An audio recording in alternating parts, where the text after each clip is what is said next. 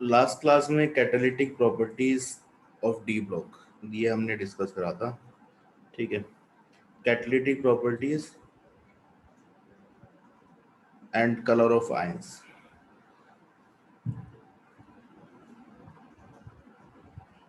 D block elements complex salt भी बनाते हैं and they readily form complex salt. S block में आप देखेंगे तो बहुत ज़्यादा एलिमेंट्स कॉम्प्लेक्स कंपाउंड्स नहीं बनाते हैं। ठीक है, कोऑर्डिनेट कंपाउंड नहीं बनाते। D block specially makes a lot of complex compounds. तो ये भी एक डी ब्लॉक के एलिमेंट्स का प्रॉपर्टी है। It is complex forming ability. They have better complex forming ability.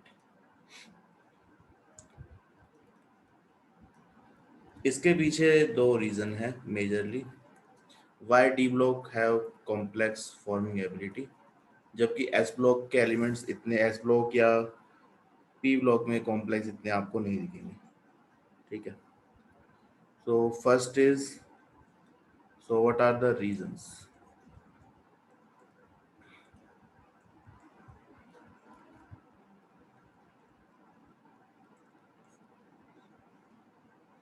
D block metals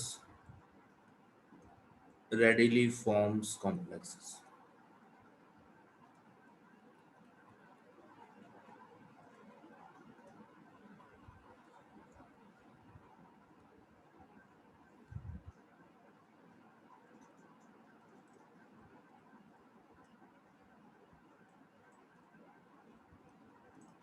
Why? तो reason is small size. Size छोटा है। स्मॉल साइज से क्या होगा? Small size and high charge density. तो साइज छोटा होने की वजह से चार्ज डेंसिटी इनकी काफी ज्यादा होती है। High charge density. Oxidation state अगर आप यहाँ देखोगे तो काफी हाई चली जाती है, +4 +5 +6 तक भी चली जाती है। ठीक है, maximum it can go to +8। तो charge by size ratio is very very high because low size high charge, तो चार्ज डेंसिटी ज़्यादा है ऑन मेटल कैटायंस। अब इस चार्ज डेंसिटी के बढ़ने की वजह से क्या होगा? जो आपका कैटायन है उसकी पोलराइजिंग एबिलिटी बढ़ जाती है। पोलराइजिंग एबिलिटी मतलब ability of a cation to distort electron cloud of a anion. एक अनायन के इलेक्ट्रॉन को कोई भी कैटायन कितने बेटर तरीके से अट्रैक्ट कर सकता है, पोलराइज कर सकता है, that is known as its polarising ability. तो चार्ज डेंसिटी बढ़ गई तो it can easily attract electrons. ठीक है, इसकी वजह से लिगेंड से ये इजीली इलेक्ट्रॉन लेकर के कोऑर्डिनेट बॉन्ड बना सकता है। तो we have high charge density on metal cation, so they can easily polarize ligand effectively.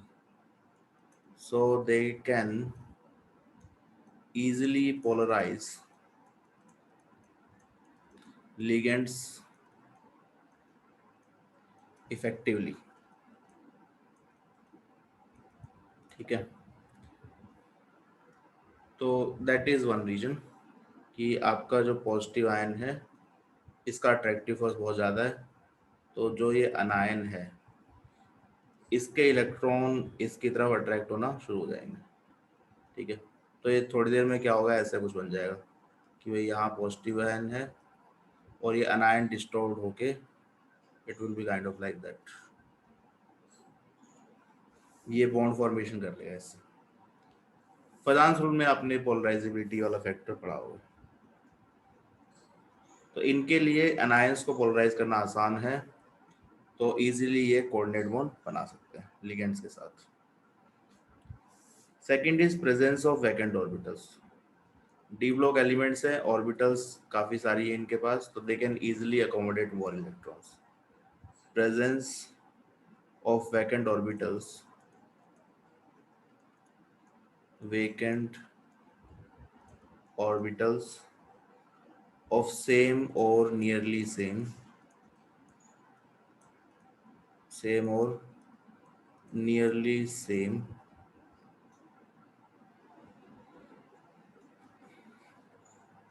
Energy. Same और नियरली सेम एनर्जी की ऑर्बिटल्स खाली हैं जिससे कि इलेक्ट्रॉन इजीली एक्सेप्ट किए जा सकते हैं। to accept electron pairs donated by ligand.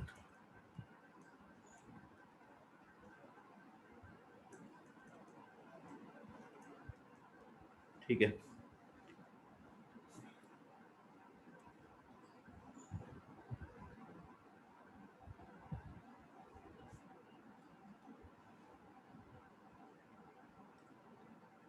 D block metals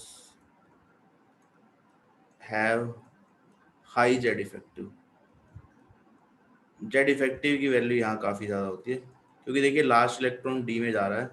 अब डी एलिमेंट्स की, या अगर आप बात करें second transition series on third transition series onwards, F block भी आ जाता है, तो डी और एफ की शील्डिंग बेटर नहीं है, तो जेड इफेक्टिव यहाँ पे काफ़ी ज़्यादा होता है इनका अदर मेटल से कंपेरिजन में।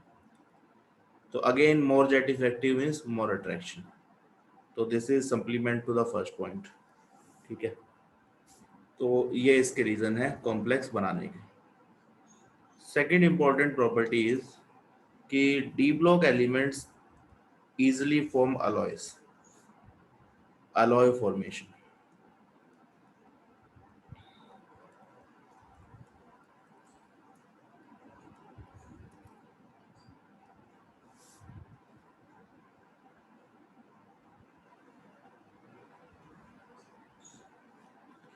ठीक है,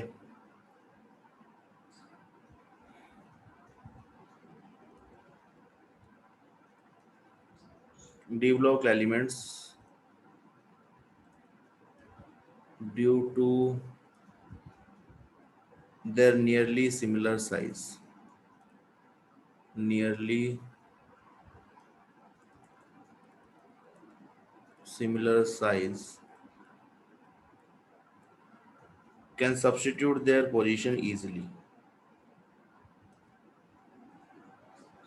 can substitute their position easily in crystal lattice। Size में बहुत ज़्यादा डिफरेंस नहीं है, तो मान लीजिए प्योर मेटल का लैटिस है, उसमें आप कुछ एटम्स रिप्लेस करके दूसरा एटम डाल सकते हैं। तो अलॉय में क्या होगा, जब क्रिस्टलाइजेशन होगा तो दे कैन इजीली अकोमोडेटेड। अगर साइज में डिफरेंस बहुत ज़्यादा होगा तो अलॉय फॉर्मेशन नहीं हो पाएगा, क्योंकि क्रिस्टल स्ट्रक्चर में उन आइटम्स के लिए इतनी जगह नहीं रहेगी। ठीक है, तो नियरली सेम साइज होने की वजह से जो भी क्रिस्टल है मेटल का, उसमें से जो आपका प्योर मेटल है उसमें से एटम्स निकाल करके यू कैन ईजिली सब्स्टिट्यूट दो एटम विद अदर एलिमेंट। ठीक है, तो साइज का यहाँ पे फैक्टर बहुत बड़ा है in crystal lattice and form alloys। तो दैट इज प्राइमरी रीजन कि D block elements alloy easily बना देते हैं। अलॉय फॉर्मेशन के लिए जो एटॉमिक साइज है वो 15% की रेंज में होना चाहिए। For alloy formation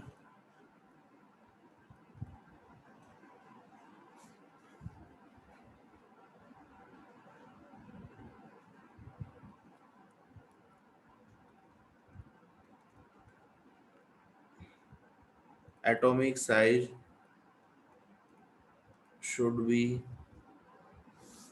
in 15% range, almost 15% range। ठीक है, 15% से ज़्यादा डिफरेंस नहीं आना चाहिए, उससे ज़्यादा होगा तो फिर इजी नहीं होगा अलॉय बनाना। फॉर एग्जांपल अलॉय के काफ़ी एग्जांपल आपको मिल जाएंगे, brass is copper plus zinc, bronze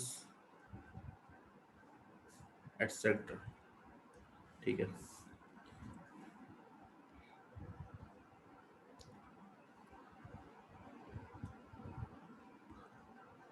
so that is one more important property of d block elements।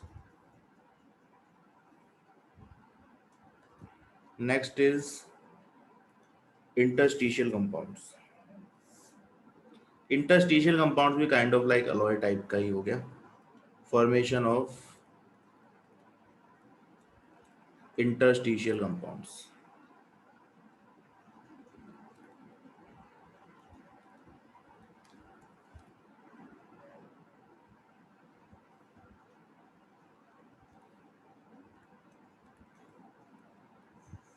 Interstitial compound होते क्या हैं?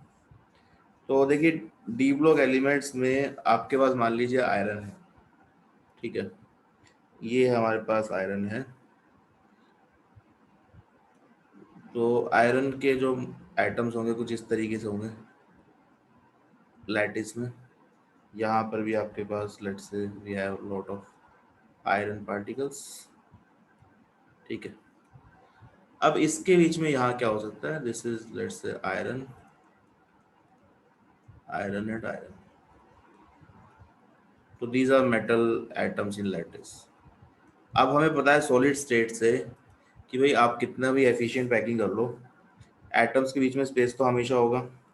इन स्पेस को क्या बोलते हैं, interstitial sites. Again remember the defects, interstitial defect. तो इंटरस्टिशियल साइट ये है लैटिस साइट। इंटरस्टिशियल साइट में क्या हो सकता है, कई बार फॉर एग्जांपल जो कोई भी स्मॉल एटम्स है लाइक हाइड्रोजन हो गया, कार्बन है, बोरोन है, नाइट्रोजन है। तो इस केस में कार्बन है, कार्बन छोटा एटम है, तो कार्बन यहाँ बीच में वॉइड में जाके फिट हो सकता है। तो यहाँ कार्बन आ गया, यहाँ आ गया कार्बन, यहाँ कार्बन आ गया। तो एक एग्जैक्टली बॉन्डिंग नहीं हुई, बट एक एलिमेंट्स कंबाइन होके कंपाउंड बन गया, ठीक है। इनको हम बोलते हैं interstitial compound. This is example of formation of steel. This example is formation of steel. Steel is iron plus carbon, ठीक है।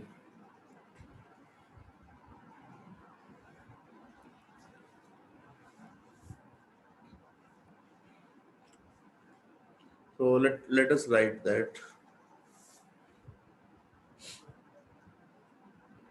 D block elements can trap, D block elements can entrap small atoms, small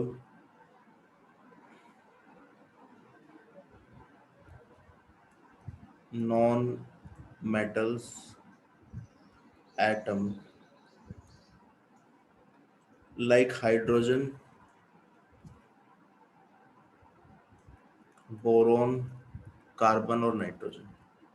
इस type के atom से trap कर सकते हैं interstitial sites में in their interstitial spaces. Interstitial spaces, ठीक है। इंटरस्टिशियल स्पेस को ही वॉइड भी बोलते हैं। तो void and interstitial space mean same, और voids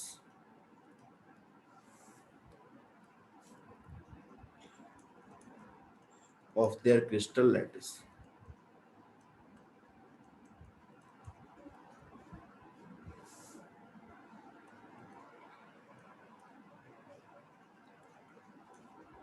And form interstitial compounds. तो इंटरस्टिशियल कंपाउंड कोई बॉन्डिंग नहीं है, कुछ नहीं है इस टाइप का। बस क्या है, कुछ एटम ट्रैप्स हैं, ट्रैप्ड हैं, जिसकी वजह से इसकी प्रॉपर्टी तो चेंज हो ही जाएगी, you will gate a different material. बस इसको हम इंटरस्टिशियल कंपाउंड बोल रहे हैं। Technically it is not even a compound, क्योंकि कोई बॉन्डिंग यहाँ पे आपको दिखाई नहीं देगी बहुत ज़्यादा, ठीक है। So example is formation of steel is an example for this.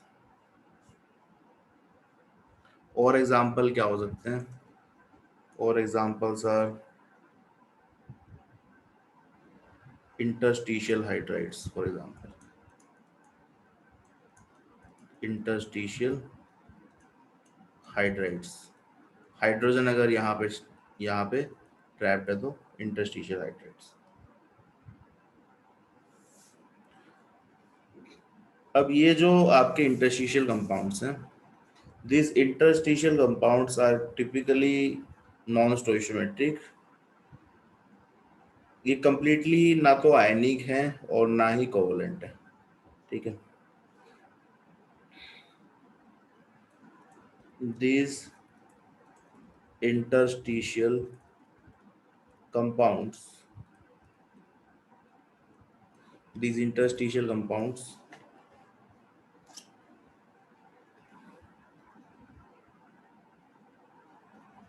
are usually non stoichiometric. Simple ratio of elements आपको नहीं दिखेगा यहाँ पे. Non stoichiometric and neither typically ionic nor covalent.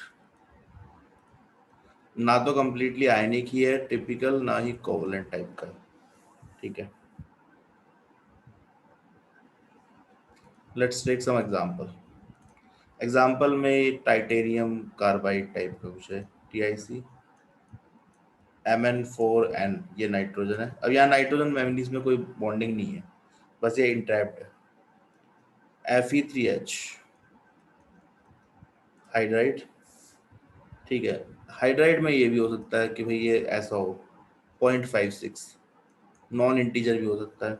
इसको हम बोलते हैं नॉन स्टोइकोमेट्रिक कंपाउंड. ठीक है, और example can be titanium hydrogen this 1.7 etcetera. तो इस टाइप के कंपाउंड को हम बोलते हैं इंटरस्टिशियल कंपाउंड्स. ठीक है, अब ये जो इंटरस्टिशियल कंपाउंड्स हैं, इनकी कुछ फिजिकल और केमिकल कैरेक्टरिस्टिक्स होते हैं. दो तीन कैरेक्टरिस्टिक है जो हमें पता होनी चाहिए. So physical and chemical characteristics of interstitial compounds.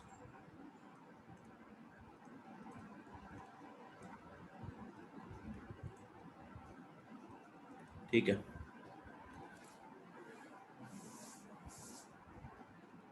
तो पहला है they have high melting point. जो आपका प्योर मेटल है उससे भी ज्यादा हाई होगा melting point. High melting points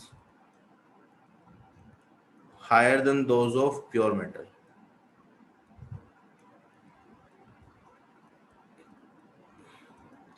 pure metal से इंटरस्टिशियल कंपाउंड्स का जो मेल्टिंग पॉइंट है दैट विल बी मोर. ठीक है, तो इंट्रैपमेंट की वजह से मेल्टिंग पॉइंट बढ़ गया. They are very hard. Hardness will increase. For example some borides, boron के जो इंटरस्टिशियल कंपाउंड्स हैं, some borides approach diamond in hardness.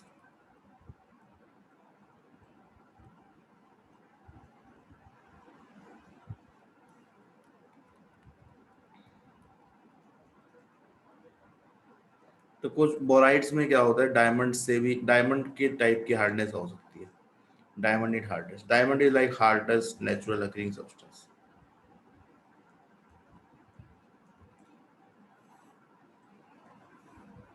ठीक है, third is they retain metallic conductivity. Metal की कंडक्टिविटी पे इस पे कोई फर्क नहीं पड़ रहा, ये बस वॉइड्स में अपनी जगह है. मेटल के पास अभी फ्री इलेक्ट्रॉन है, दे कैन कंडक्ट इलेक्ट्रिसिटी. ठीक है, तो they retain metallic conductivity. Conductivity पे यहाँ फर्क नहीं पड़ेगा. Metallic conductivity. Fourth is they are chemically inert. Chemical reaction नहीं करते. फॉर एग्जाम्पल स्टील, स्टील में रस्टिंग नहीं होती. आयरन को रख दो बाहर तो रस्टिंग हो जाती है. So they are chemically inert. ठीक है, so these are few properties जो हमें पता होनी चाहिए इंटरस्टिशियल कंपाउंड्स के. इसको एक बार नोट कर लीजिए, फिर आगे हम देखते हैं.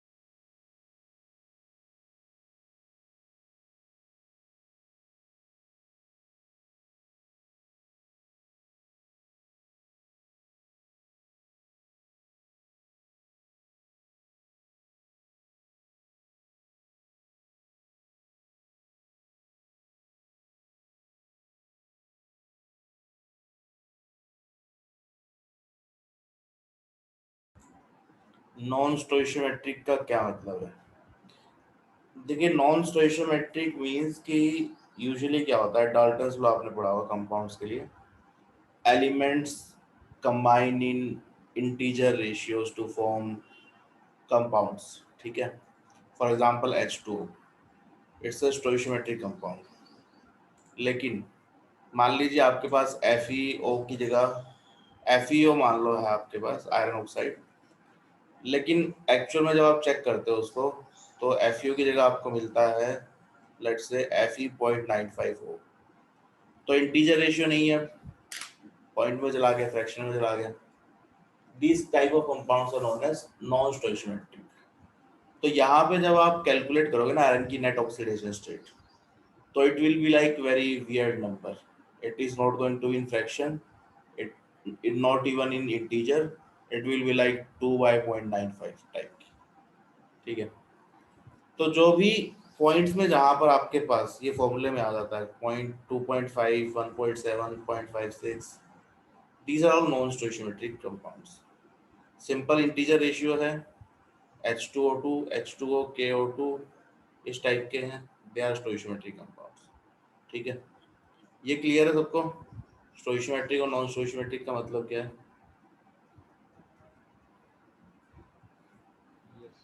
Sir yes sir. ओके, इसके अलावा कोई डाउट है तो पूछ सकते हैं। सर जो ये वी वाला है ना, वैनाडियम वाला, कौन सा वाला? सर वी एच वाला, BH जीरो। 0.56। हाँ, सर इसमें वी की ऑक्सीडेशन स्टेट क्या क्या बोलेंगे? जीरो पॉइंट, सब में जीरो ही है। यहाँ कोई बॉन्ड नहीं बन रहा है, कोई अनायन कैटायन नहीं बन रहा है ना, बस एक एलिमेंट है। मान लीजिए आपका आयरन था, आयरन में बीच में जाकर के कार्बन बैठ गया, तो कुछ नया थोड़ा बन गया, नया मटेरियल तो नया बन गया, लेकिन कोई बॉन्डिंग नहीं हुई। ठीक है, एक पर्टिकुलर, जैसे हम कोवलेंट या आयनिक बॉन्ड्स की बात करते हैं, उस टाइप की बॉन्डिंग नहीं हुई, जैसे यहाँ बताया भी है। यहाँ हम लिख रहे थे ना अभी, नाइदर टिपिकली आयनिक नॉर कोवलेंट, ना तो ये प्रॉपर आयनिक बॉन्ड है ना ही प्रॉपर कोवलेंट बॉन्ड है, बस ये अंदर यहाँ बैठा हुआ है। ठीक है, तो इसकी वजह से फिजिकल प्रॉपर्टी चेंज हो जाएगी, केमिकल प्रॉपर्टी भी चेंज हो जाएगी, लेकिन this itself is not a new compound perspective of bonding. ठीक है, तो यहाँ पर ऑक्सीडेशन स्टेट जीरो है, मेटल्स की सबकी ही zero, all of these are in zero. Titanium भी जीरो है, कार्बन भी जीरो है, मैंगनीज भी जीरो है, नाइट्रोजन भी जीरो है। ठीक है, क्योंकि कहीं भी कैटायन और आनायन वो वाला इंटरेक्शन नहीं है, इट इज जस्ट कि वॉइड खाली पड़ा था, उसमें आकर के ये कार्बन बैठ गया है। ठीक है, that's all that is happened, oxidation state is zero. ये क्लियर है? Yes sir. Okay.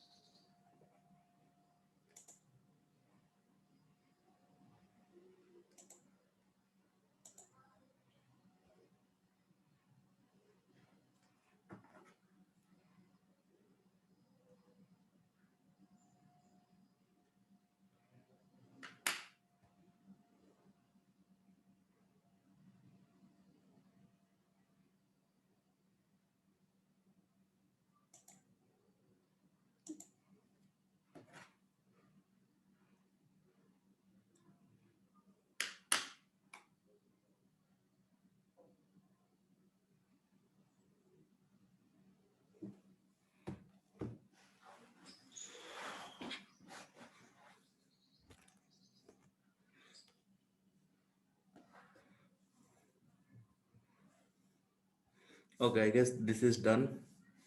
एक क्वेश्चन काफी बार डी ब्लॉक में पूछा जाता है ऑक्सीडेशन स्टेट से रिलेटेड, एनसीईआरटी में आपको दी जाएगा question. Why copper plus 1 is unstable or less stable in aqueous solution।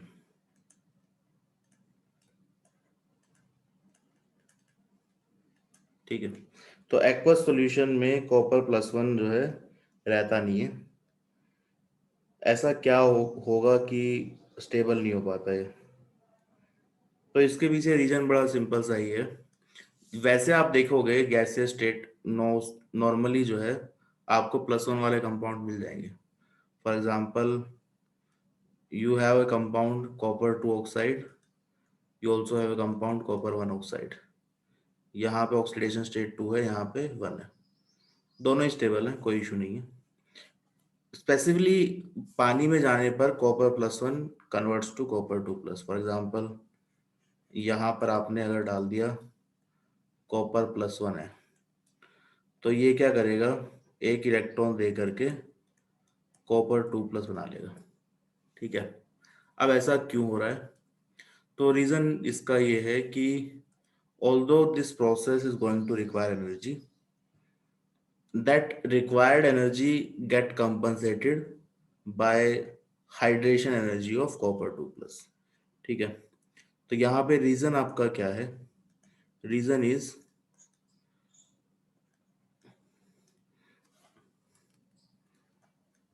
The energy required to remove an electron from copper +1 is compensated by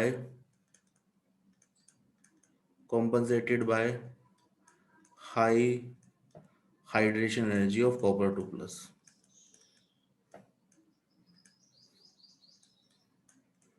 of copper 2+।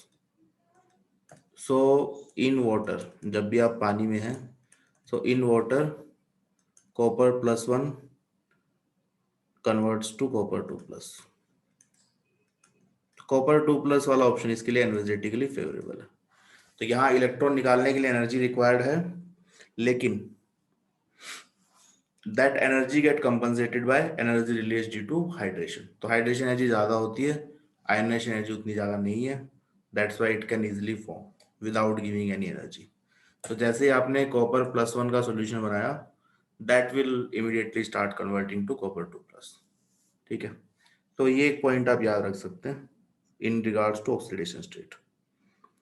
ये सबको क्लियर है? Yes yes.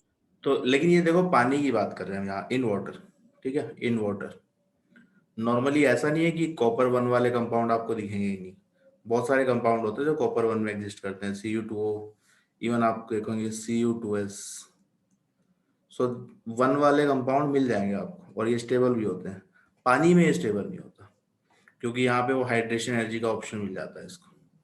ठीक है, so this is what you should remember. ये काफी common question है। Now let's move on to the next portion of the chapter, that is compounds of d block elements।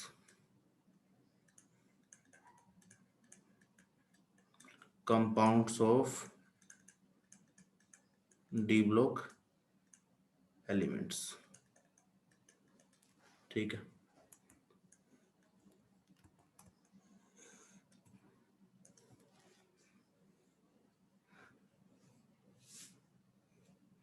तो पहला हम बात कर रहे हैं पोटेशियम डाइक्रोमेट।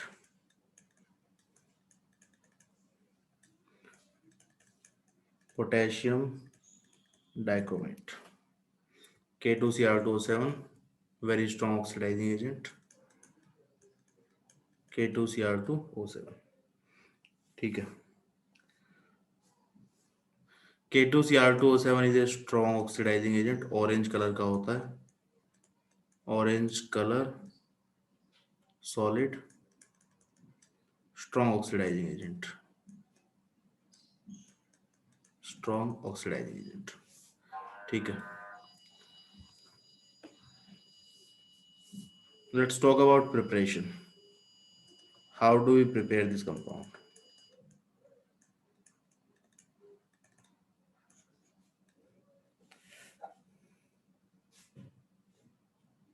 प्रिपरेशन में it is obtained from chromite ore.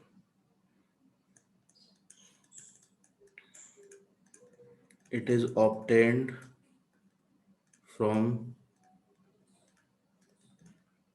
chromite ore. Chromite ore क्या है? Chromite is Cr or Cr2O4. For example, iron Cr2O4, तो ये हो गया iron chromite. So chromite is this anion. ठीक है, क्लास ऑफ मिनरल्स है क्रोमाइट। इससे हम K2Cr2O7 बना सकते हैं। तो यहाँ पे रिएक्शन क्या होगी? यू हैव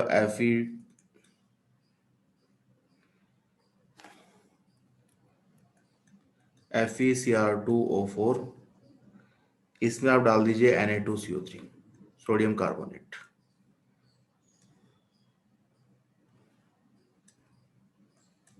ठीक है, विद ऑक्सीजन, ऑक्सीडाइज भी करवाना है इसको, तो विद ऑक्सीजन। तो यहाँ पे आपका बनेगा Na2CrO4 plus iron oxide Fe2O3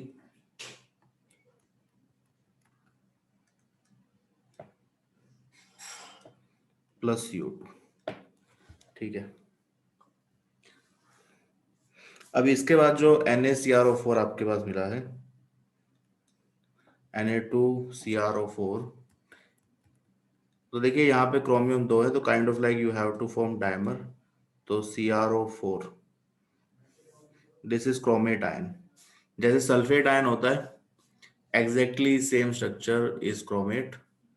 तो यहाँ पे आप इस तरीके से इसको याद रख सकते हो, may be SO4 2 minus is sulfate, that we all know. CrO4 2 minus is chromate.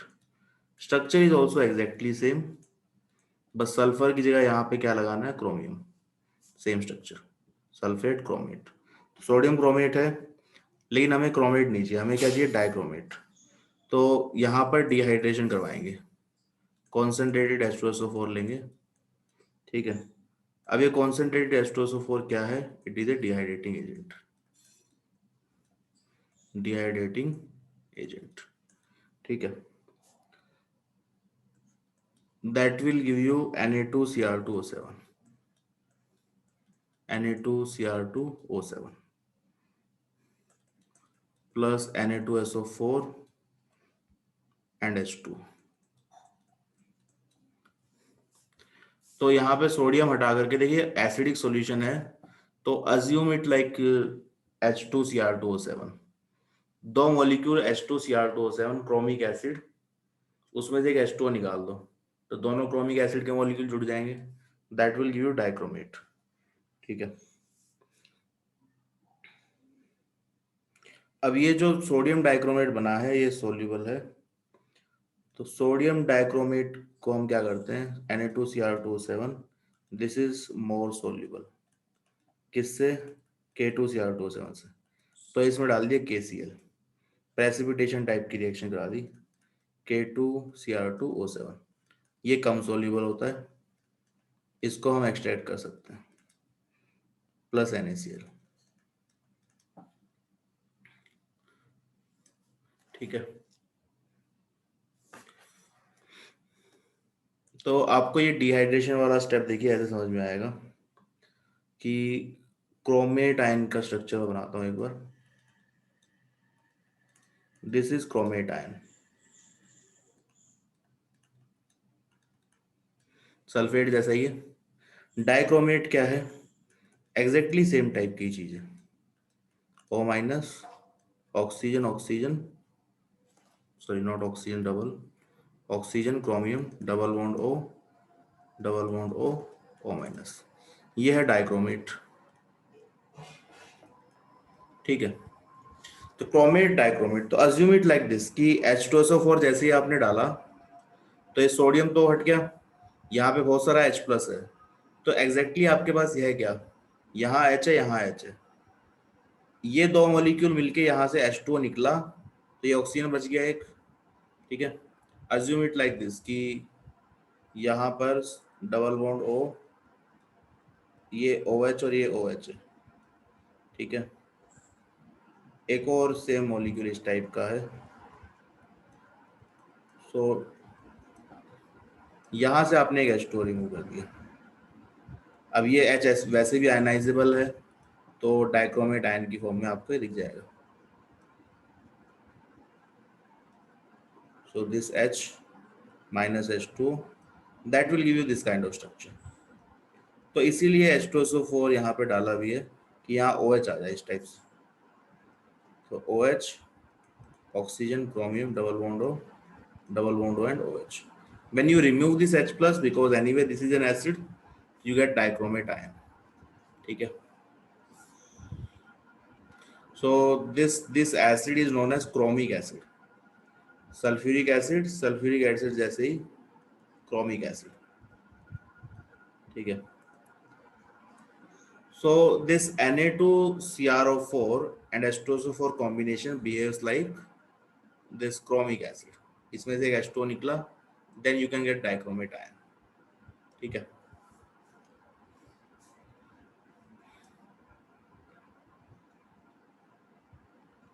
so this is how we can form it।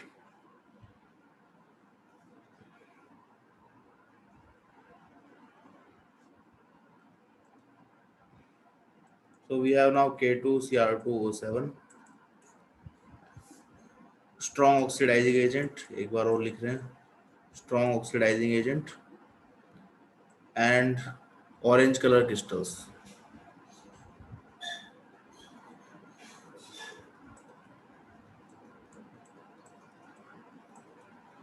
Orange colour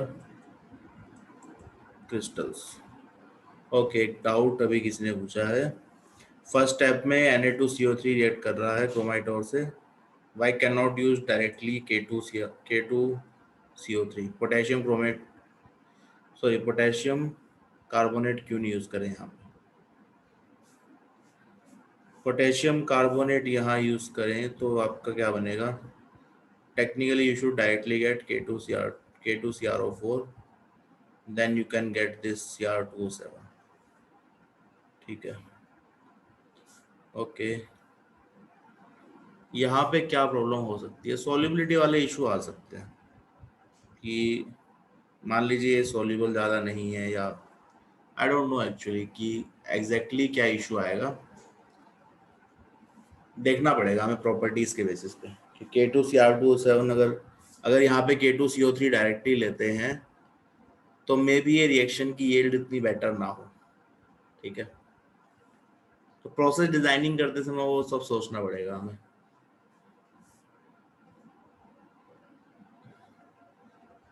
But where is the problem in that exactly? Exact problem के लिए I have to study properties of these two compounds। K2Cr, दो comparison करने पड़ेंगे आपको, Na2CO3 और K2CO3 में solubility के क्या फैक्टर है, और ये सोडियम क्रोमेट और पोटेशियम क्रोमेट में दोनों में सोल्युबिलिटी की टर्म्स में क्या डिफरेंस। ठीक है, वहां से आपको समझ में आ जाएगा, डायरेक्टली ऐसे नहीं बता पाएंगे, तो we have to see the solubility values. हो सकता है वो ज़्यादा सोल्यूबल ना होते हो इसलिए रिएक्शन ढंग से नहीं हो, प्रैक्टिकल कंसर्न्स हो सकते हैं।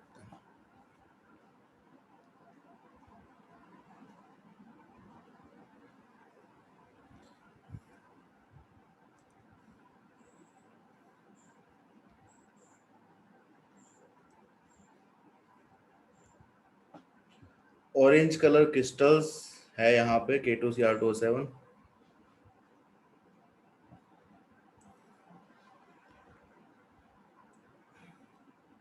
एक्वस मीडियम में, इन एक्वस मीडियम जो आपने लास्ट इक्वेशन लिखी थी ये वाली, इस टाइप की जो इक्वेशन है, ये बेसिकली दोनों इक्विलिब्रियम में रहते हैं, ठीक है। Chromate ion and dichromate ion they remain in equilibrium in aqueous medium. Dichromate Cr2O7 2 minus ions exist in equilibrium with chromate ions.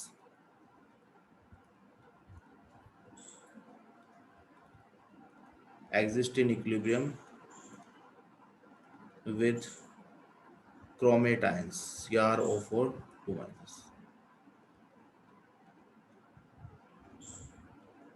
ठीक है।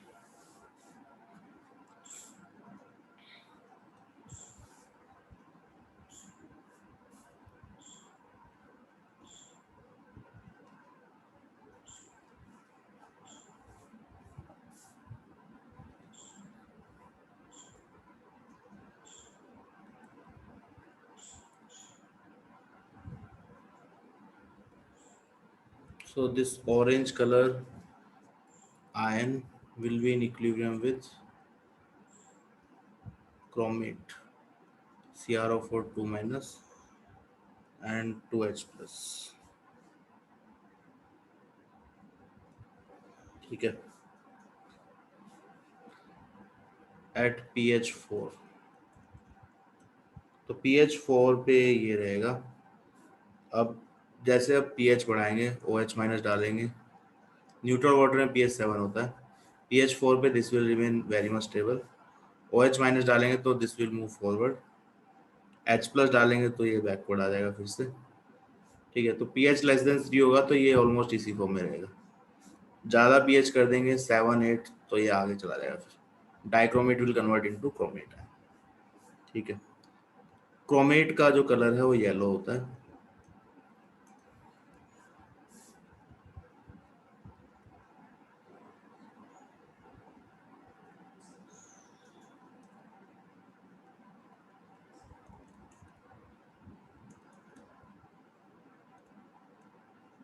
When pH is greater than 4 or basic medium,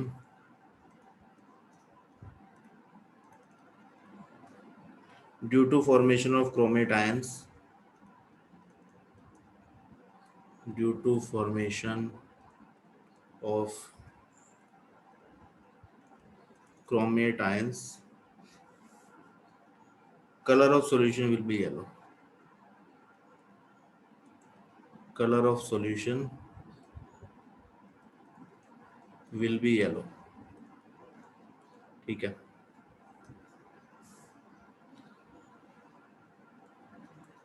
pH less than 4, that is acidic medium.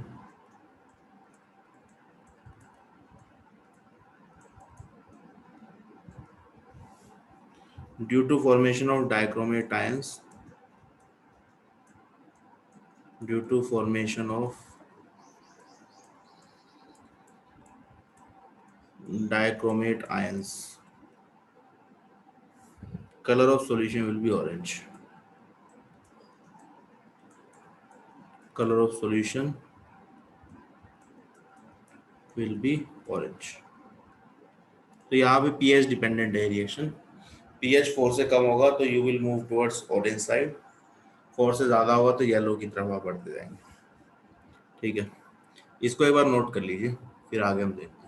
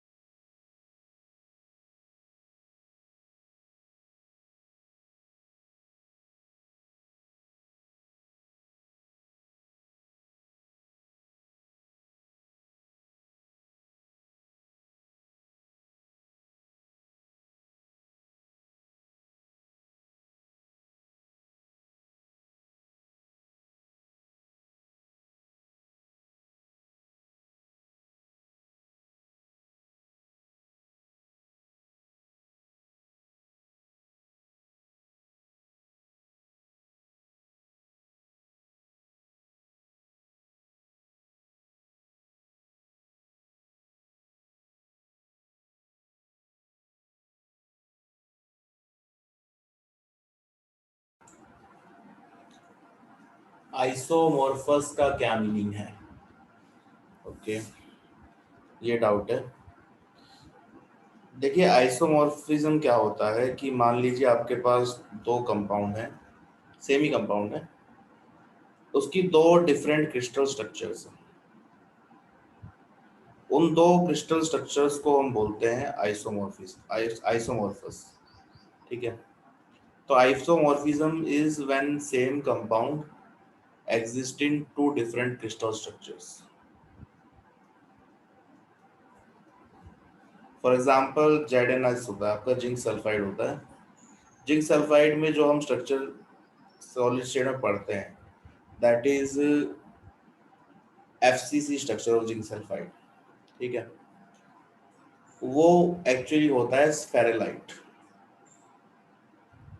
Zinc sulphide एक और form में exist करता है that is known as वुडसाइट, जो कि hexagonal arrangement होता है।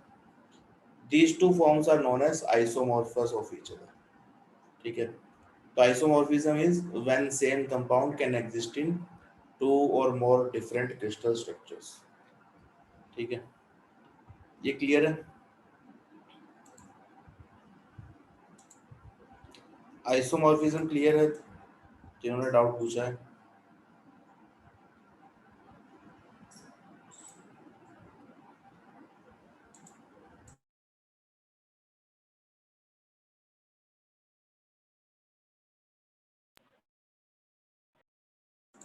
ओके, ठीक है।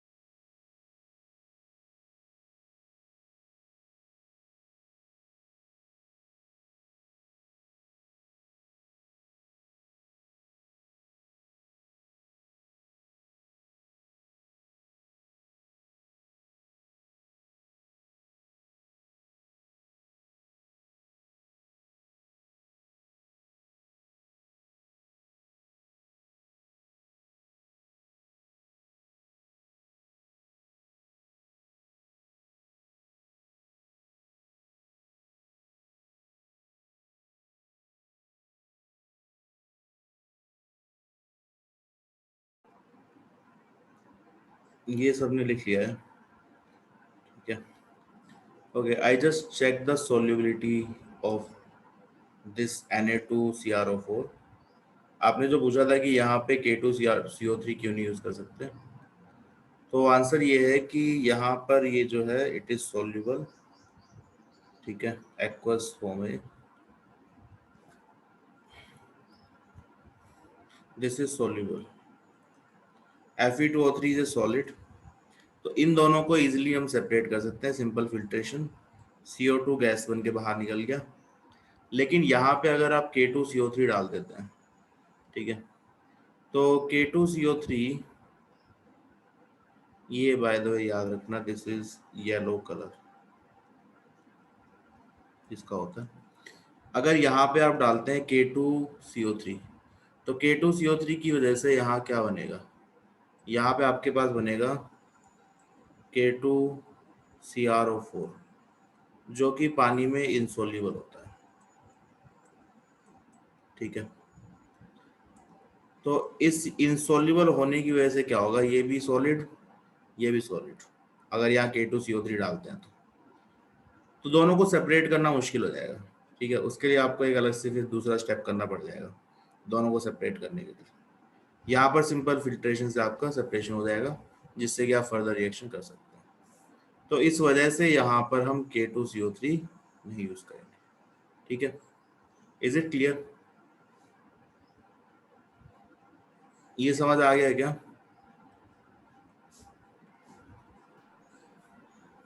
Yes, Yes, sir. sir. Okay, Yes, sir. ठीक।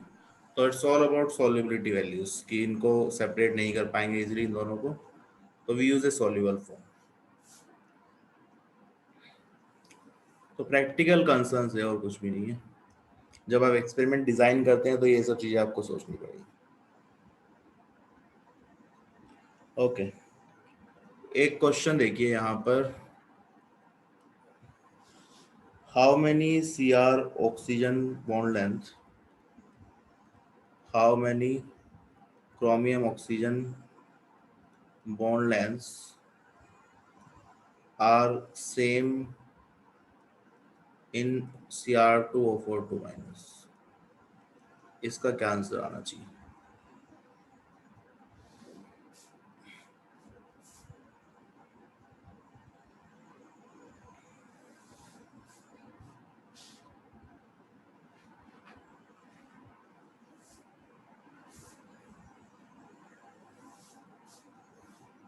सिक्स। के आंसर आ रहा है किसका? 4। ओके, और किसी का कोई आंसर है 4 के अलावा?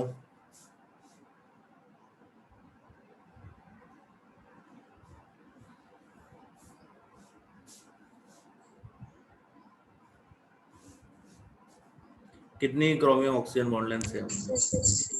6। Okay, 6 is correct answer. 6 क्यों सही है? तो देखिए, इसका स्ट्रक्चर हम ऊपर ही बना चुके हैं, एक बार और बना लेते हैं। जो आपका क्रोमेट आयन, डाइक्रोमेट आयन है, वो देखने में आपको लगेगा कि भाई यहाँ तो 4 ही बॉन्ड सेम है, double bond double bond double bond double bond, 4 bond same हो गए, बट एक्चुअल नहीं है। यहाँ पे क्या होगा? रेजोनेंस। तो रेजोनेंस जब भी हो रहा है तो आपको बनाना है हाइब्रिड। तो ये तीनों बॉन्ड जो है रेजोनेंस में है, chromium, oxygen, oxygen and oxygen. ये वाला ऑक्सीजन भी रेजोनेंस करेगा लेकिन कम कर पाएगा।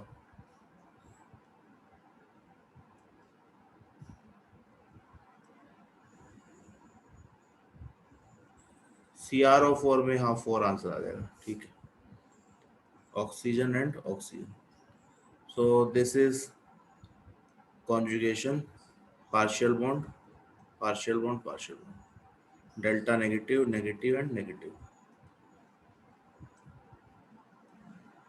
तो answer is 6, 1 2 3 4 5 and 6। Overall charge यहाँ क्या है? 2-, ठीक है। तो due to resonance this all this 3 bonds will be same.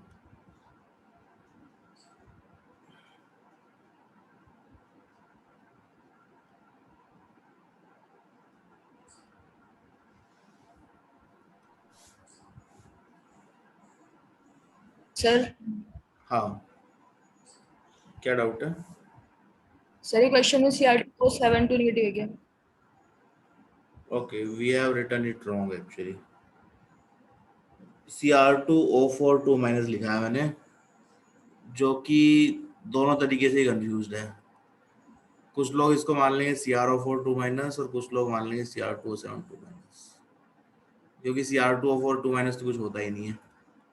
तो let me correct it, sorry this was wrong, question हमने गलत लिख दिया गलती से।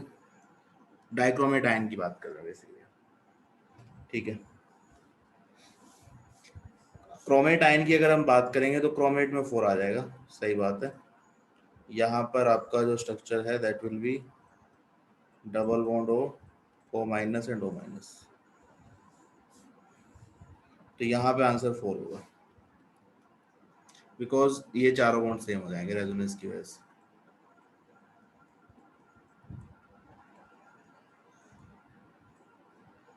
ठीक है, 2 माइनस।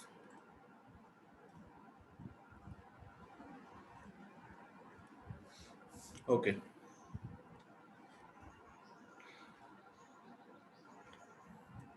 तो यहाँ पे एक इम्पोर्टेंट टेस्ट हमें पढ़ना जरूरी है, it's a very important test, कई बार लोग पूछ लेते हैं, chromyl chloride test.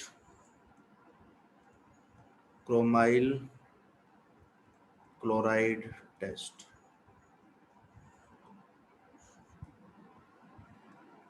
Qualitative analysis में भी देखते हैं, टेस्ट फॉर क्लोराइड्स। तो क्लोराइड आयन का टेस्ट है, टेस्ट फॉर क्लोराइड्स। अब ये क्रोमाइल क्लोराइड है क्या? Chromyl chloride is this compound CrO2Cl2, ठीक है, ये कंपाउंड है जो कि ऑरेंज रेड कलर का होता है, ऑरेंज रेड कलर। टेस्ट कैसे कंडक्ट करते हैं?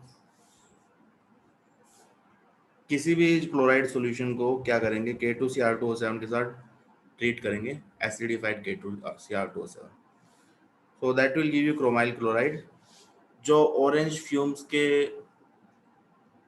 अपीयरेंस में हमें दिखाई देता है, ऑरेंज फ्यूम्स के रूप में हमें दिखाई देता है, ठीक है। So we treat chloride solution with K2Cr2O7, लिख लेते हैं इसको, when any chloride is treated with K2Cr2O7, treated with K2Cr2O7 in presence of concentrated H2SO4, in presence of concentrated H2SO4, then due to formation of chromyl chloride, due to formation of chromyl chloride, chromyl chloride is CrO2Cl2, orange red fumes are obtained, orange red fumes are obtained, ठीक है।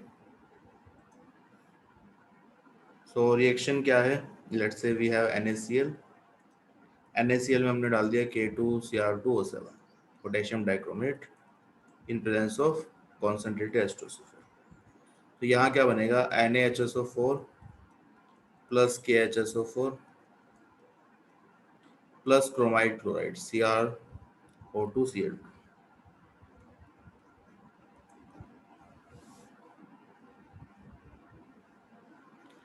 Plus H2। तो ये आपको जो compound है orange red fumes के, orange red fumes की तरह दिखाई देगा, ऑरेंज रेड फ्यूम्स, ठीक है। अब इसमें अगर further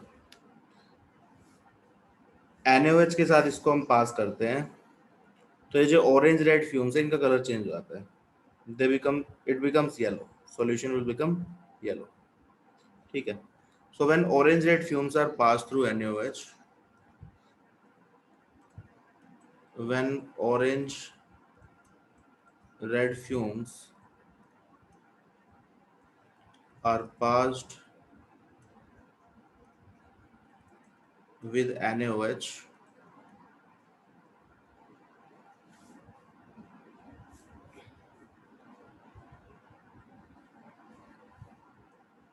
then due to formation of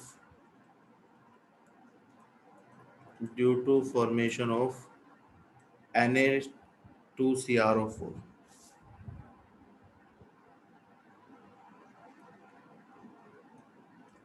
sodium chromate अभी हमने देखा था येलो कलर का होता है। Due to formation of sodium chromate colour becomes yellow. तो ये आपका कंप्लीट टेस्ट हो गया, कलर बिकम्स येलो, ठीक है। So when this CrO2Cl2 is passed with NaOH, you will get Na2CrO4 plus NaCl. So this is yellow, this is orange red, ठीक है। इसमें किसी को कोई डाउट है क्रोमाइल क्लोराइड टेस्ट में?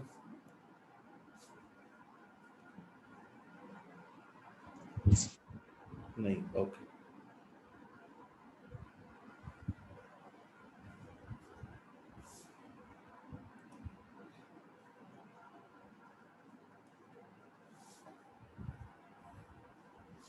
Second important is reaction with H2O2. H2O2 के साथ इसकी क्या रिएक्शन होगी?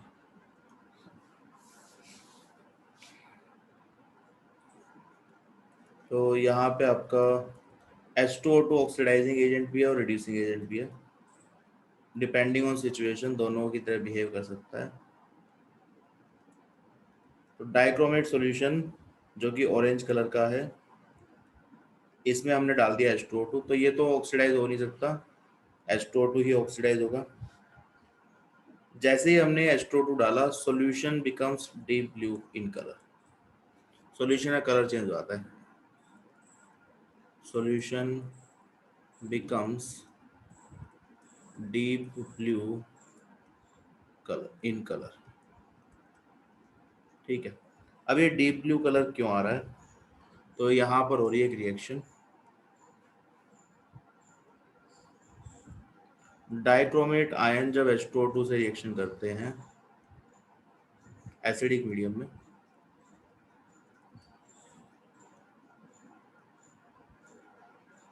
ठीक है, तो एसिडिक है, एसिडिक डाइक्रोमेट। एसिडिक मीडियम में जब रिएक्शन करेंगे तो ये बनाएगा CrO5, जिसका कलर होता है deep blue colour, deep blue colour, ठीक है, प्लस H2। ये अभी हमने ये रेडॉक्स में आपने देखा होगा शायद, CrO5 का स्ट्रक्चर होता है, +6 ऑक्सीडेशन स्टेट होती है, बटरफ्लाई टाइप का स्ट्रक्चर होता है इसमें,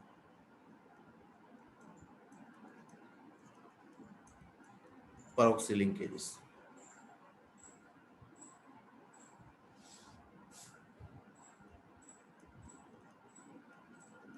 बटरफ्लाई स्ट्रक्चर, ठीक है।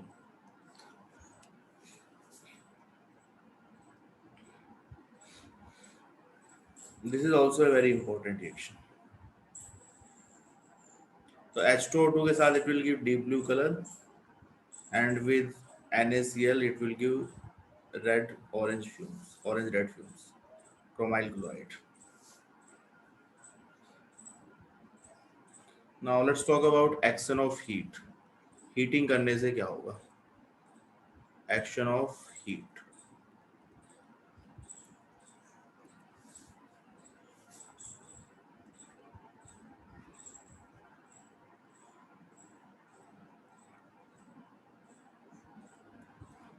नॉर्मल हीटिंग से इससे कुछ नहीं होना, स्ट्रॉन्ग हीटिंग आप करोगे अगर तो you will gate K2 CrO4 plus Cr2O3 plus 3O2। Balance कर लेना इसको। सो दिस इज 3 तो इट शुड बी 2। क्रोमियम 4 और 1 5 हो गया। How do you balance that? ठीक है, बैलेंसिंग आपका काम है, एक बार ट्राई कर लेना। We can do the balancing.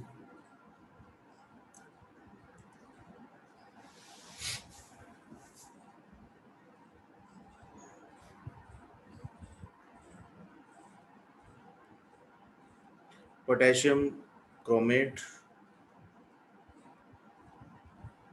और क्रोमियम 6 ऑक्साइड, सॉरी 6 भी नहीं है तो 3 ही है, क्रोमियम 3 ऑक्साइड। ठीक है, तो डिकम्पोजिशन रिएक्शन हो जाएगी।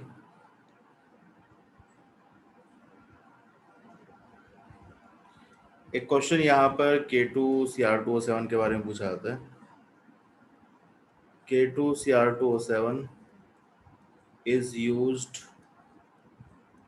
in volumetric analysis. Redox titration में आपने पढ़ा होगा वॉल्यूमेट्रिक एनालिसिस, ठीक है। लेकिन अगर यहीं पे मैं सोडियम लिख दूं Na2Cr2O7 तो देखिए ऑक्सीडाइजिंग एजेंट तो सेम ही है, अभी भी क्रोमेट डाइक्रोमेट है, डाइक्रोमेट है। इज नॉट यूज्ड, इसको यूज नहीं करते, ठीक है। क्यों यूज नहीं करते, वाई, इसको एक बार नोट कर लीजिए, then think about the question.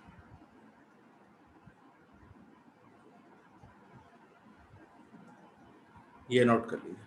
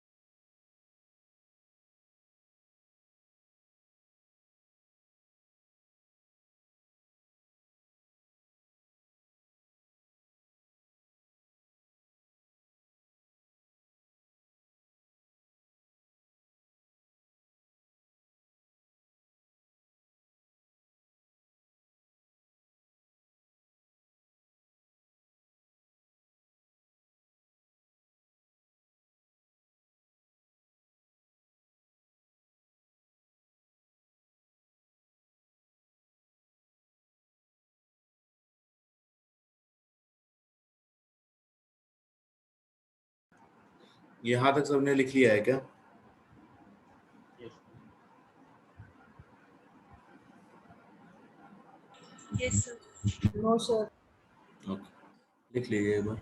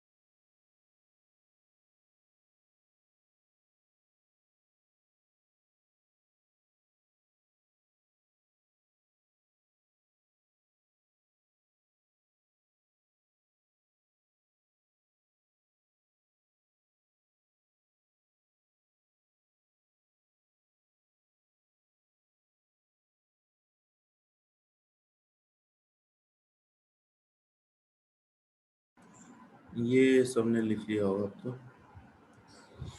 यहाँ पे पूछा गया है कि K2CR2O7 वॉल्यूमेट्रिक एनालिसिस में हम यूज करते हैं, यानी कि स्टैंडर्ड सॉल्यूशन जब प्रिपेयर करते हैं तो इसको यूज कर सकते हैं, इसको यूज नहीं करते हैं। What is the reason? तो रीजन इसका सिंपल सा है कि आपका जो ये कंपाउंड है sodium dichromate Na2Cr2O7, it is hygroscopic in nature.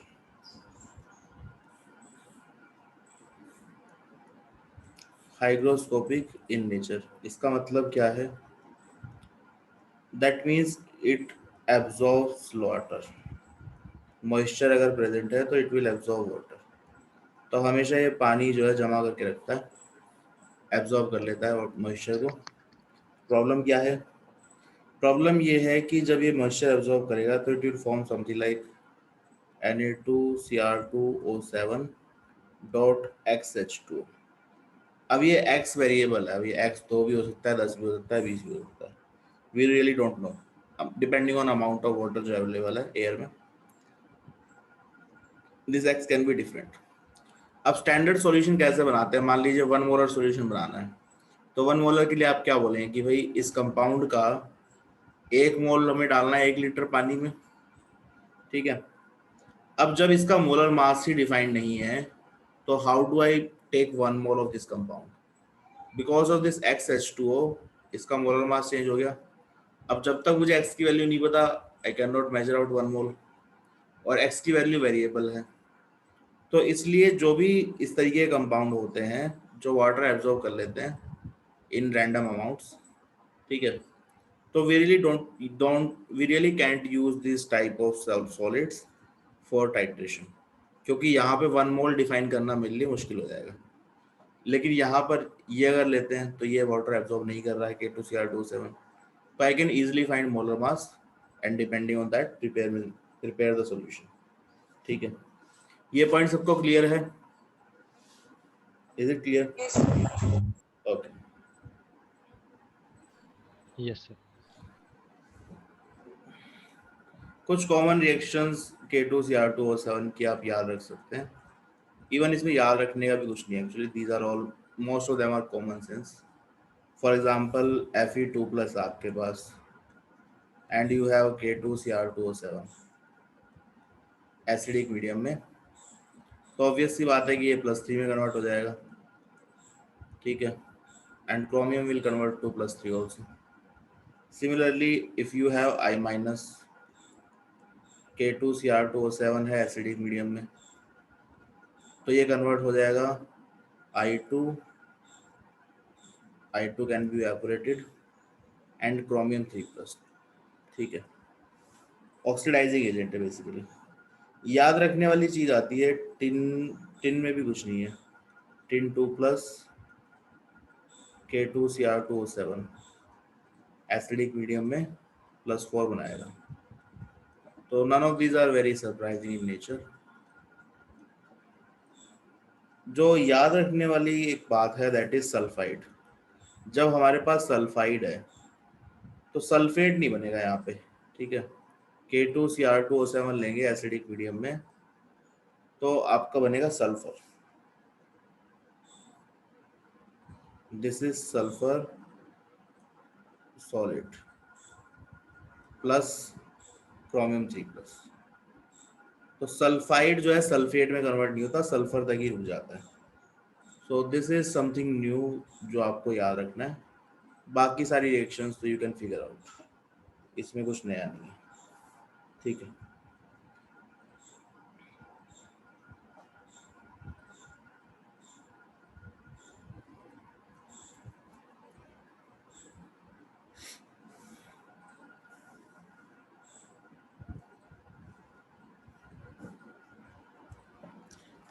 Okay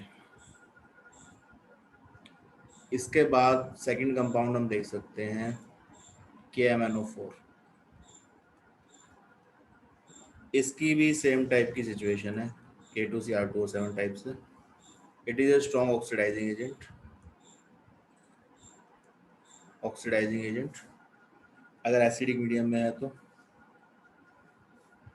dark purple colour के क्रिस्टल्स होते हैं इसके, डार्क पर्पल कलर क्रिस्टल्स, ठीक है।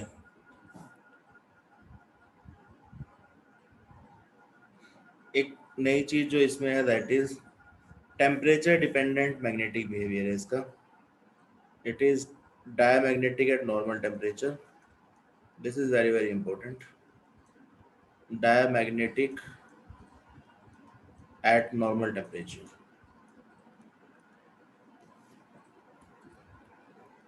at normal temperature but becomes paramagnetic at high temperature. Becomes paramagnetic at high temperature. तो temperature बढ़ाने पर ये डायमैग्नेटिक से पैरामैग्नेटिक बन जाता है, ठीक है। तो ये काफी इंपॉर्टेंट प्रॉपर्टी है इसकी। प्रिपरेशन की अगर हम बात करें तो we have multiple methods. Preparation के लिए आप देख सकते हैं मेथड 1, लेट्स से 1 क्या है, 1 है MnO2। MnO2 की रिएक्शन करा दो KOH in presence of O2, ठीक है। ये MnO2 जो है फ्यूज्ड होना चाहिए, मोल्टन स्टेट में है। O2, this O2 is usually from KNO3. This is from KNO3, which is a oxidizing agent, ठीक है। यहाँ से O2 प्रोड्यूस हो रहा है, इससे क्या बनेगा आपके पास K2MnO4 प्लस H2। ये डार्क ग्रीन कलर का होता है, this is red colour, red brown.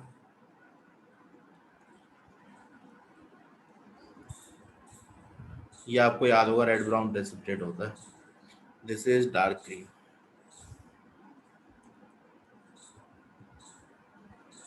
Dark green, ठीक है।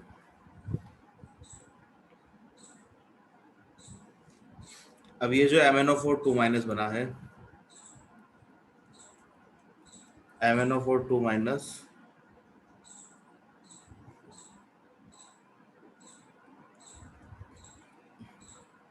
in acidic medium this will convert to MnO4- and MnO2 plus H2। Disproportionation हो गया इसका, ऑक्सीडेशन स्टेट इंक्रीज भी हो गई और डिक्रीज भी हो गई, ठीक है। So we have this +6 oxidation state which goes into +7 and +4. So this is disproportionation. Acidic medium में जो मैंगनेट आयन है this is known as manganate ion. ये मैंगनेट है और ये परमैंगनेट है।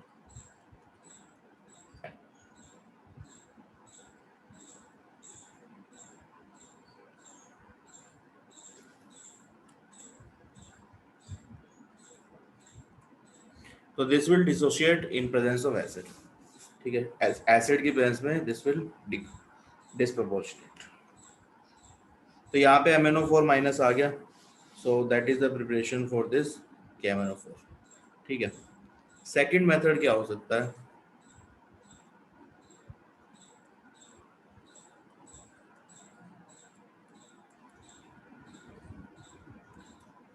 This was using MnO2। MnO2 के basic medium में रिएक्शन करके पहले हमने इसको कन्वर्ट कर लिया MnO4 2 माइनस में, उसके बाद इसका डिस्प्रोपोर्शनेशन करा लिया एसिडिक मीडियम में, ठीक है। दूसरा क्या कर सकते हैं, we can start with Mn2 plus.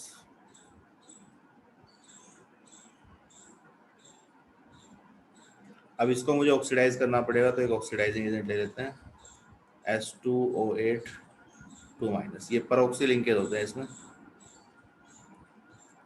H2O, so that will give me MnO4 minus plus O2, no, MnO4 minus sulfate and H plus, ठीक है। So this is acting as an oxidizing agent।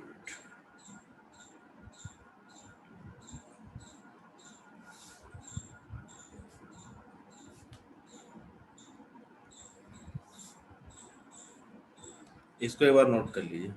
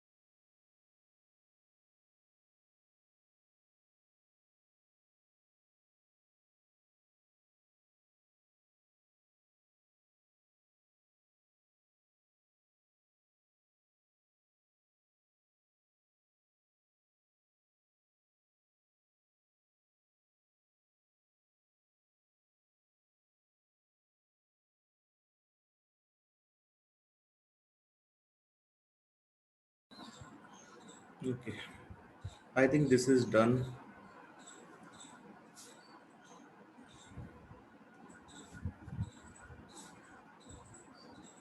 ये preparation की बात हो गई। एक तो H2O 2 minus से Mn2+ डायरेक्टली ऑक्सीडाइज कर रहे हैं। दूसरा, first we are converting MnO2 in unstable, not unstable actually, unstable in acidic medium, less stable MnO4 2 minus plus 6 oxidation state, plus 6 oxidation state acidic medium आते ही disproportionation होगा,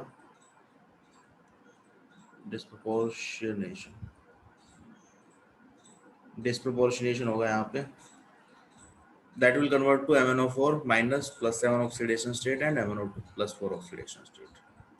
ठीक है, properties की बात करते हैं।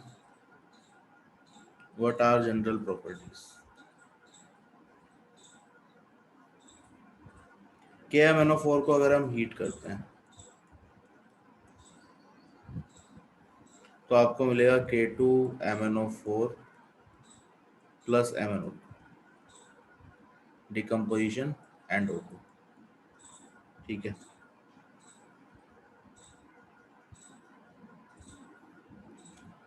यहाँ पे एक चीज़ ध्यान रखने की है, जो आपका मैंगनीज है, double bond O, oxygen, double bond O and O minus, ये है पर्पल कलर का परमैंगनेट आयन।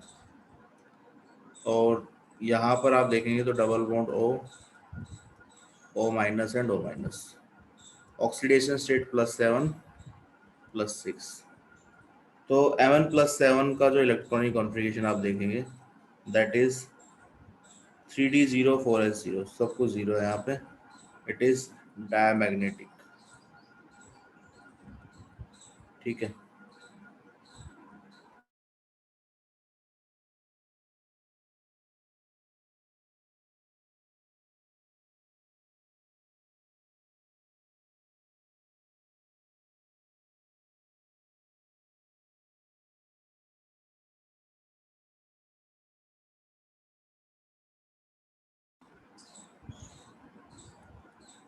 Mn+6 अगर आप देखेंगे तो this is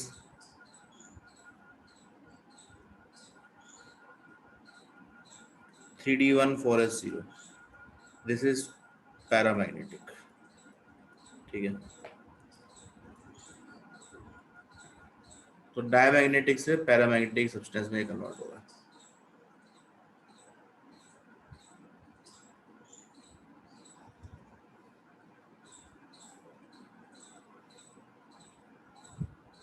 second property is it acts as a good oxidising agent.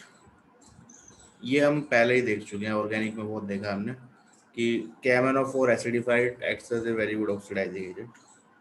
It acts as a good oxidizing agent in acidic medium।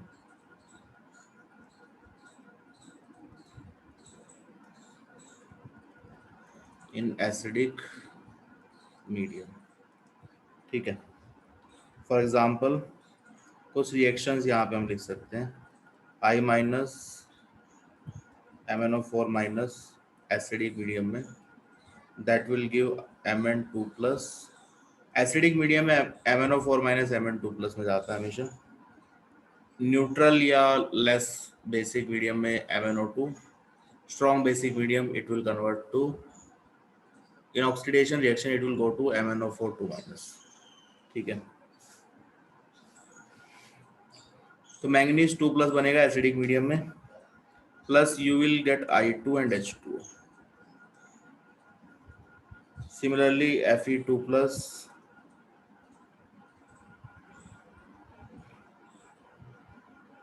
Green colour का होता है, MnO4 माइनस से reaction करेगा, that will convert to Fe3+, yellow colour, plus Mn2+।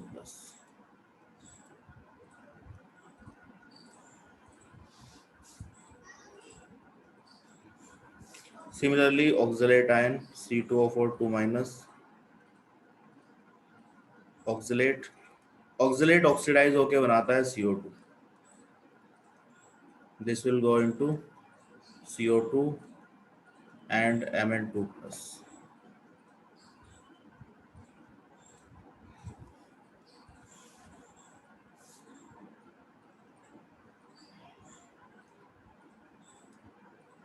Oxidation of H2S. Hydrogen sulphide में oxidation कैसे होगा? तो H2S आपको पता है एसिड है, it will give 2H plus and sulphide. Strong acid नहीं होता वैसे, it is weak acid. Sulphide ion KMnO4 से रिएक्शन करते हैं in acidic medium, that will convert to Mn2 plus and sulphur का यहाँ पे एक PPT बन जाएगा, प्रेसिपिटेट. ठीक है, सल्फर सॉलिड. K2Cr2O7 में याद करिए, यहाँ भी सल्फाइड का ऑक्सीडेशन से सल्फर बन रहा था, सल्फर से फर्दर ऑक्सीडेशन नहीं हो रहा था. ठीक है, तो sulphide will convert two sulphur in both acidified KMnO4 as well as acidified K2Cr2O7. दोनों में सेम ही रिएक्शन हो रही है. हाँ, यहाँ पे अगर सल्फाइड हो, SO3 2 माइनस हो, then it will convert to sulfate. Then it will convert to sulfate.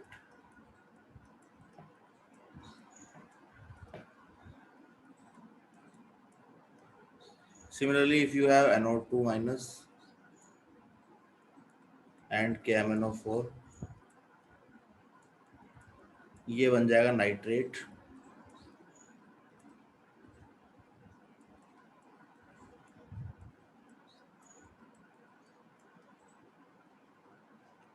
ठीक है, तो these are typical oxidation reaction for KMnO4. इसको एक बार नोट कर लीजिए.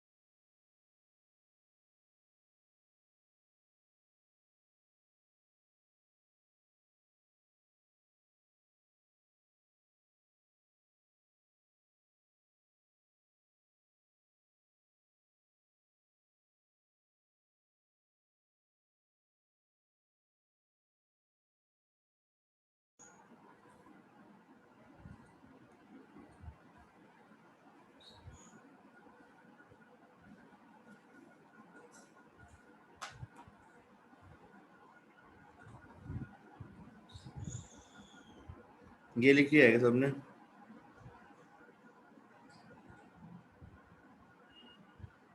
Yes, sir. ओके, देखिए यहाँ तक जो जितनी भी रिएक्शन थी they are all in acidic medium. Acidic medium में KMnO4 Mn2 प्लस में कन्वर्ट होता है ऑक्सीडेशन में, ठीक है। Now we can also see oxidation by KMnO4 in neutral और slightly basic medium, in neutral और slightly basic medium.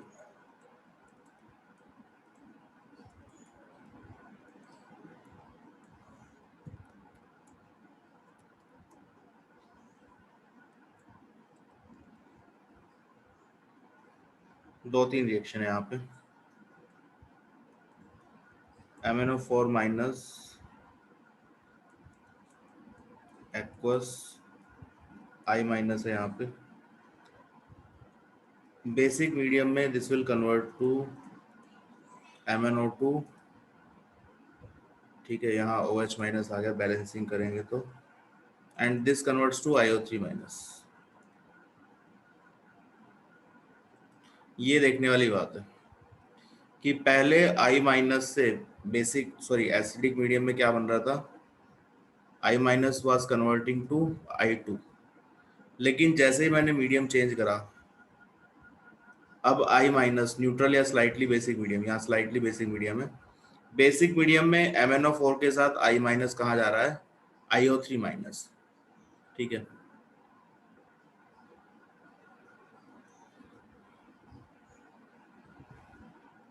Similarly, we can do reaction of thiosulfate H2O3 2 minus, that will convert to sulfate in basic medium SO4 2 minus.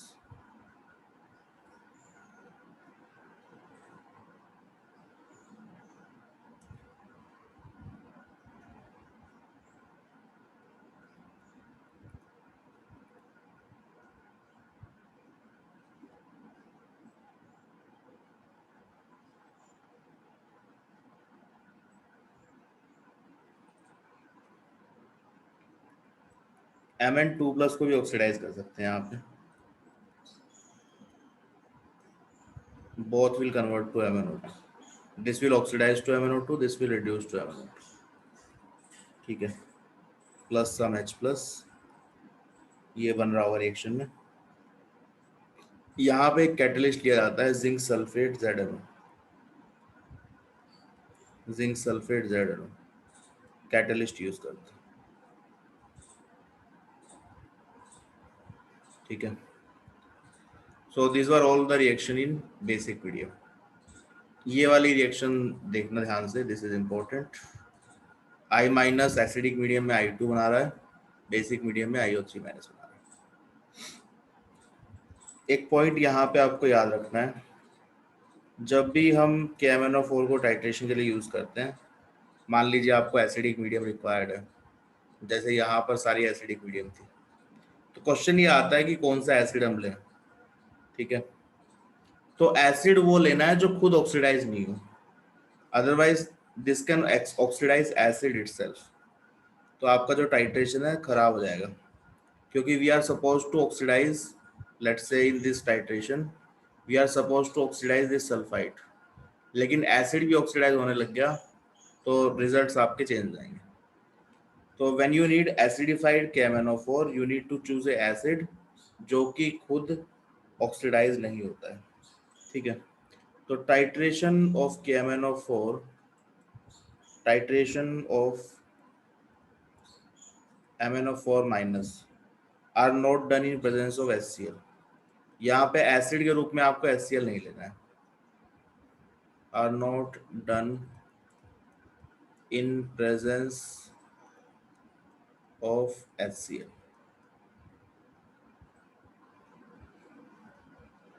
Instead H2SO4 is used, ठीक है।